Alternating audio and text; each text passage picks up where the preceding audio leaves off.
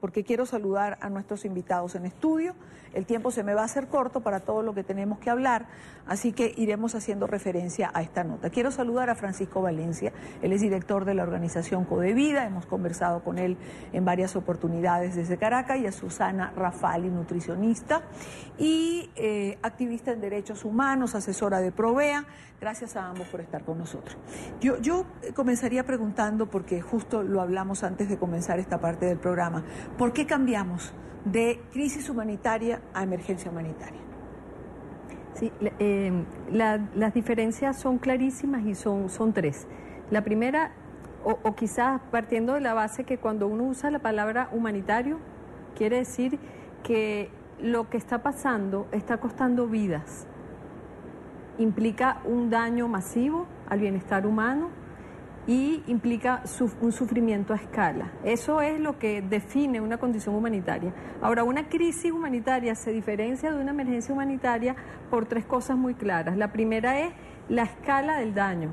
Es decir, cuando el número de personas afectadas ya es masiva y te permite decir esto es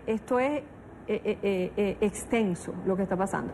La segunda, que es característica, es la demostrada incapacidad del Estado para manejarlo.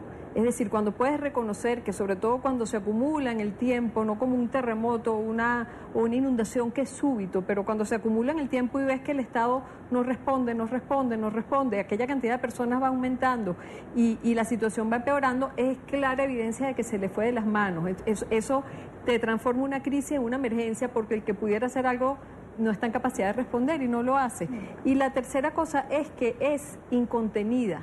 Es decir, a este nivel la emergencia humanitaria en Venezuela la podrán encubrir, pero no está pudiendo contenerse, en el sentido de que ya es evidente, primero, el fenómeno de la movilidad humana, la escala de la cantidad de venezolanos que está llegando a los países vecinos y está generando presiones demográficas, sanitarias, alimentarias y hasta de seguridad, sí, en términos de armas, de prostitución, de drogas y de tráfico humano. Es insólita y es abrumadora la manera en que ha aumentado. Entonces, no solamente en términos humanos, hubo una crisis en el sector ganadero de Colombia por la exportación de la fiebre aftosa de Venezuela. Sí. En cualquier momento empezamos a exportar mosquitos, la malaria está subiendo de las zonas endémicas del sur hacia las zonas endémicas del norte, y esto puede eventualmente tocar a los países del Caribe y afectarlos, incluso aquellos países del Caribe que una sesión tras otra en la OEA ha dicho este problema es de los venezolanos y lo tienen que resolver los venezolanos. Eso es una cosa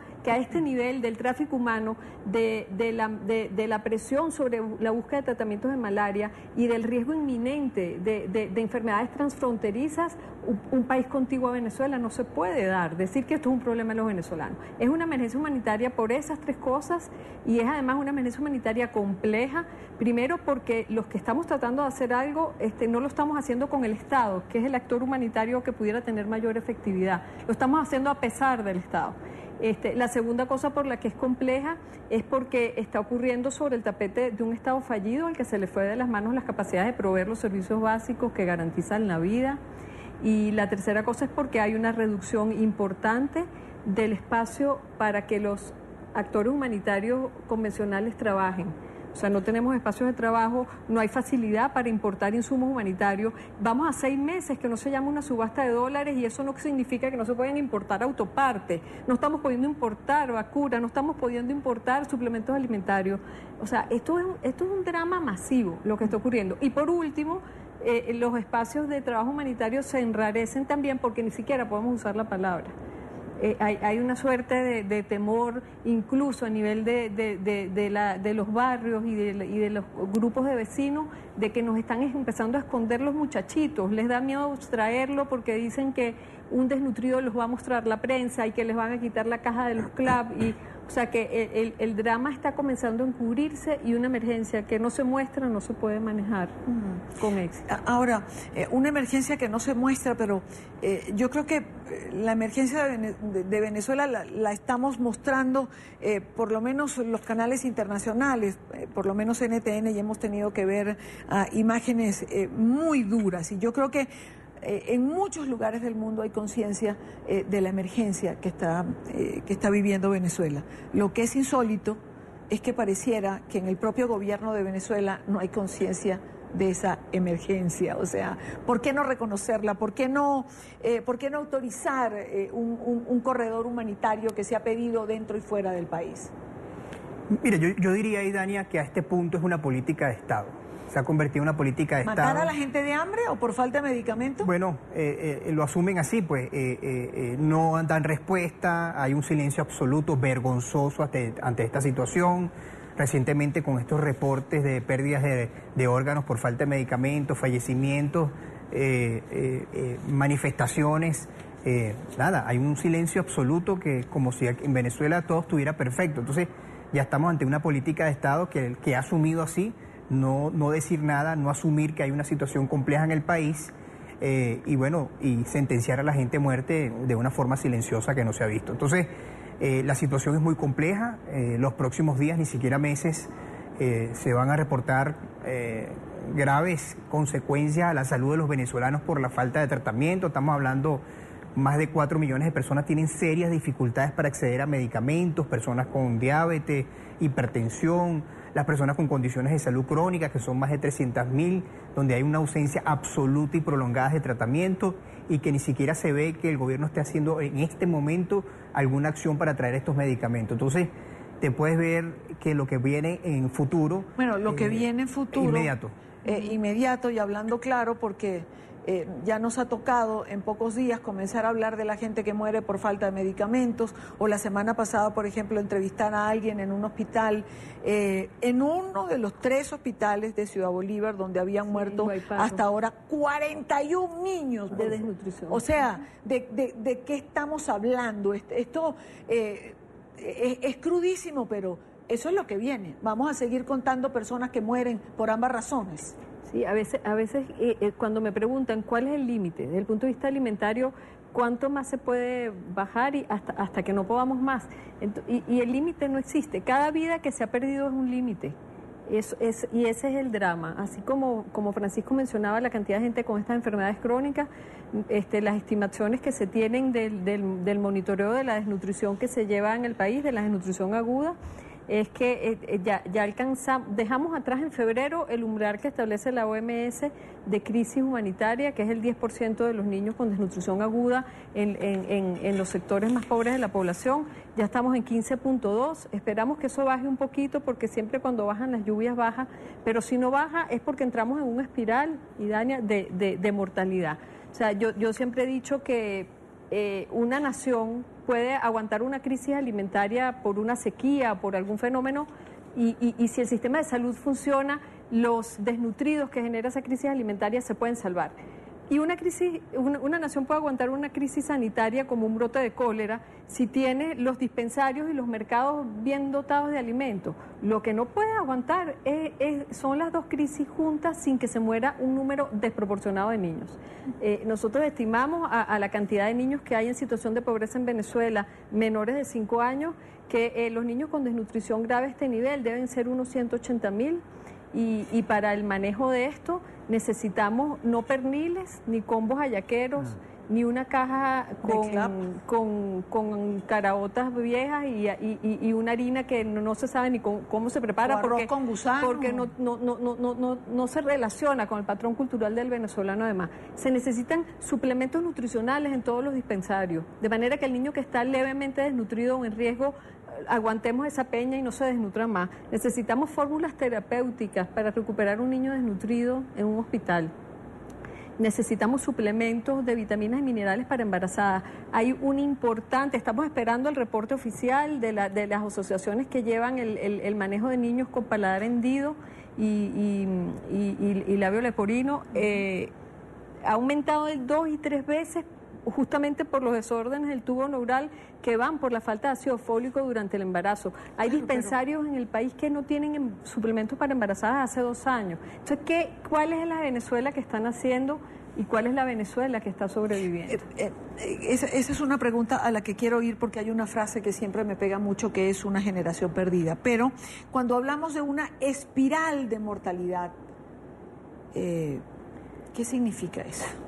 ¿Qué significa? ¿Qué significa una espiral de mortalidad como la que podemos prever en Venezuela? O sea, ¿de qué estamos hablando?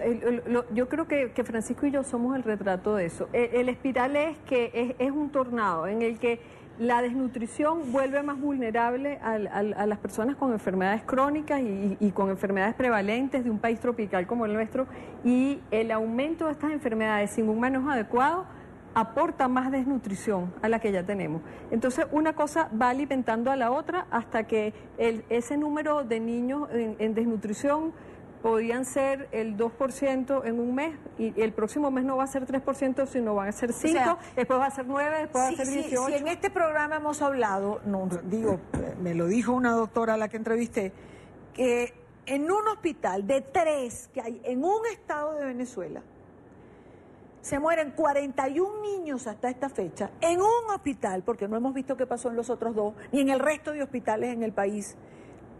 No quiero pensar de qué cifra vamos a hablar cuando se acabe el año. La tenemos para el 2016. Las cifras del propio Estado, las cifras del boletín epidemiológico que le costaron el cargo a la ministra de Salud, dieron cuenta que en el 2016 se murieron 11.400 niños venezolanos antes de su primer cumpleaños, antes de cumplir un año. Estamos estimando que para este año va a ser más porque hay mayor cantidad, hay mayor carga de desnutrición aguda, pero si a eso le sumas las cuentas que lleva Codevida de las muertes y de las personas en riesgo para enfermedades crónicas en la edad adulta, esto se convierte en una espiral inadmisible de muertes que se pudieran prevenir con 2 o 3 decisiones del manejo económico del país. Canal humanitario, ¿sabes qué sería verdaderamente humanitario? Sí. Que le liberen el control de divisas a la industria farmacéutica. Claro. Que liberen el ingreso de insumos humanitarios a dólar preferencial, y que podamos manejar insumos humanitarios no sometidos a la inflación. El primer suplemento nutricional que distribuimos en octubre costaba 2.800 bolívares y ahorita está en 39.800 bolívares el frasco. ¿Cómo es que no hay recursos para esto? Y hay recursos para elecciones cada 3 meses, para la Liga Profesional de Béisbol, para todo esto. El Estado tiene que rendir cuentas en términos de derechos humanos de que no ha invertido todos los recursos que están a su disposición, incluyendo la ayuda internacional, para evitar estas muertes. Ahora, Francisco, se dice que en la mesa de diálogo que va a producirse en República Dominicana en el mes de diciembre, se están planteando o se están poniendo de acuerdo en los temas. El gobierno no acepta que se hable de crisis humanitaria, me imagino que mucho menos de emergencia humanitaria, y uno se pregunta, ¿cómo va a existir un diálogo si esto no se plantea y se pone sobre la mesa? Mire, Dania, ahorita es cuando los sectores políticos del país tienen que demostrar que les interesa la vida de la gente y de las personas, especialmente de los niños. Aquí nos llama mucho la atención declaraciones de Vicente Díaz, donde decía que el gobierno no estaba muy interesado, no estaba totalmente interesado en llevar el tema de la emergencia humanitaria a la mesa de diálogo. ¿Y la oposición en qué está interesada? Bueno, se le advirtió a la mesa y a quienes van al diálogo que no puede haber diálogo sin el tema de la emergencia humanitaria. Para empezar, los derechos de la vida y la salud no se negocian. No deberían depender de lapsos de una mesa de negociación. 3 intentos de diálogo, en cada uno plantearon el tema humanitario. Después que no se llevó a cabo la mesa de diálogo, se olvidan del tema humanitario como si se paralizara ahí el tema humanitario, se solventó y vuelve a ser el tema humanitario. Entonces, no puede ser el tema humanitario solo para un planteamiento puntual. Aquí la propuesta de Codevida junto con otras organizaciones y al sector político opositor, dejen que las ONGs que trabajan, conocen, viven el tema de la emergencia humanitaria, planteen ante estos mediadores internacionales la compleja situación que se está viviendo en el país. Porque la visión es distinta, que lo plantee una ONG a que vaya un sector político que pueda tener toda la mejor intención, pero que no maneja los números ni la situación de emergencia que se está viviendo hoy en día. Ahora, ayer estuvo aquí la fiscal Luisa Ortega Díaz, y ella decía justamente eso. En esa mesa de diálogo tendría que haber, pues si no van distintas ONG, por lo menos alguien que represente a las distintas ONG. ¿Eso no es posible? Bueno, se ha planteado el sector político. hasta ahora no hay ningún indicio que dejen ir a las ONG. Y es por eso que nosotros... Pero no tendría que pelearlo. Lo vamos a pelear y tenemos estrategias. No tengo ninguna duda que las ONG... No, ellos deberían. Oye, claro, lo más lógico es que el sector ninguna político, duda, conociendo la situación compleja que se vive en el país, sean los que digan, vengan ustedes, planteen la situación de emergencia para que esta gente que está en el diálogo se dé cuenta que estamos ante un gobierno que está sentenciando a la gente a muerte, que no puede haber diálogo si él no activa los mecanismos de cooperación internacional. Eso es todo. Mire, es muy duro tener que preguntar y lo digo como venezolana, buena parte de nuestro público sabe que lo soy. Es muy duro tener que preguntar esto, ¿no? Pero parece que de un lado está el gobierno, de otro lado están factores de la oposición, en medio están todos los venezolanos. Y yo quisiera preguntar, ¿realmente a ninguno de los dos le importa lo que pase? Mira, Idania, lamentablemente por lo que hemos visto en estos últimos tiempos, yo creo que a quien le importa la situación que está pasando en el país han sido las ONGs, que han dado la cara, han luchado, han documentado y han llevado a instancias internacionales esta situación.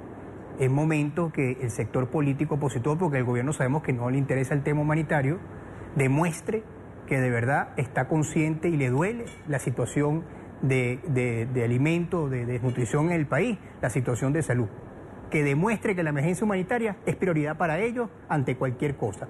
No puede ser posible que uno de los que está en esto del diálogo diga que lo más importante en este diálogo es el tema del CNE.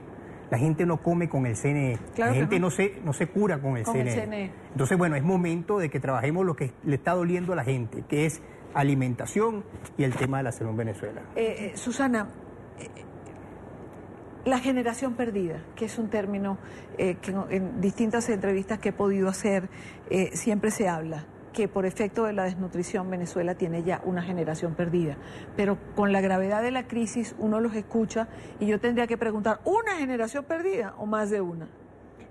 Los efectos intergeneracionales de que un niño deje de crecer por déficit nutricional pueden ser de 4 generaciones. Sobre todo se transmite a través de la niña desnutrida cuando es mujer adulta y consigue un niño desnutrido a su vez y todos estos desórdenes. Por eso es que hemos insistido muchísimo las organizaciones no gubernamentales haciendo trabajo en terreno, en enfocarnos en la primera infancia, en esto que mundialmente se ha conocido como la estrategia de los primeros 1000 días de vida. No hay mil días iguales. Yo le diría a cualquiera que se siente en una mesa de diálogo que si quieren hacer algo verdadero por Venezuela tienen 1000 días para hacerlo, y es evitar el sufrimiento y el déficit nutricional de los venezolanos que tienen apenas días de nacidos, meses de nacidos, de manera de garantizarles hasta sus 2 años y ojalá hasta los 5 años las condiciones de vida necesarias. Nosotros como ONG y como actores de corte humanitario no tenemos una misión política, no tenemos una misión partidista, ni siquiera vemos a los 180.000 o a los 4 millones como venezolanos que se van a morir.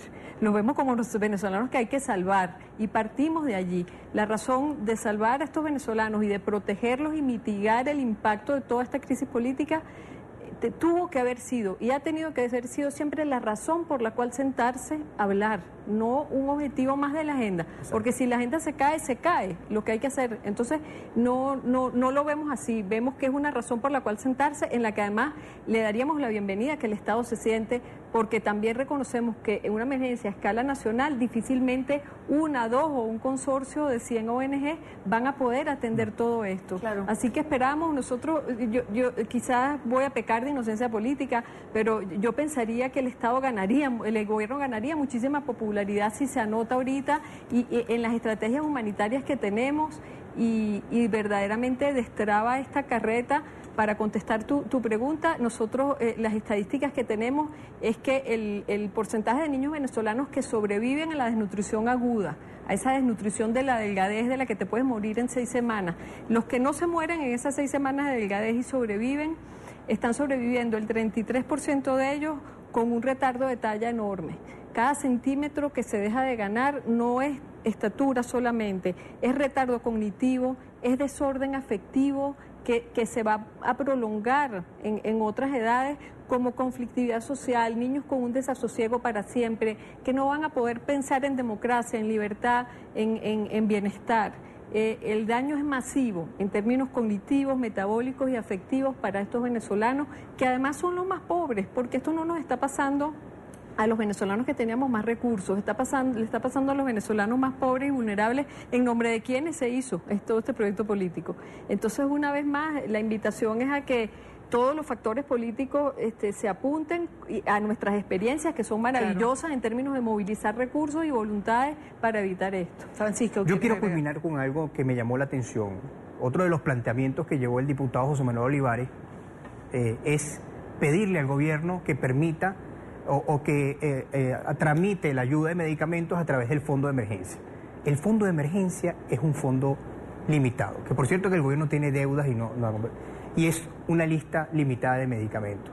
Aquí no se ha entendido que la emergencia humanitaria en el área de salud es medicamento, es situación hospitalaria, saneamiento de los hospitales, equipos de diagnóstico, reactivos porque no hay para hacerse exámenes, insumos médicos. O sea, aquí tiene todo lo que involucra salud. Todo lo que involucra salud. No se puede ir con una propuesta que ya se fue anteriormente y crearon una falsa expectativa ante la gente que está sufriendo.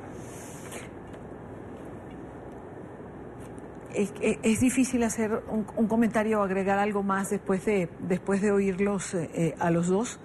Entiendo, quien estuvo con nosotros al comienzo de esta parte del programa y llega hasta ahora, entiende seguramente, tiene muy claro por qué se ha cambiado de crisis humanitaria a emergencia humanitaria. Solo para cerrar, ¿la comunidad internacional para ustedes tiene conciencia de la gravedad o todavía le falta entender lo que está, el drama, la tragedia que ya se está viviendo en Venezuela? Y Dania, yo pienso que falta visibilizar más la situación. Creo que las agencias de cooperación de las Naciones Unidas necesitan involucrarse más en el tema. Quiero hacer una parte. Me dicen que hay información.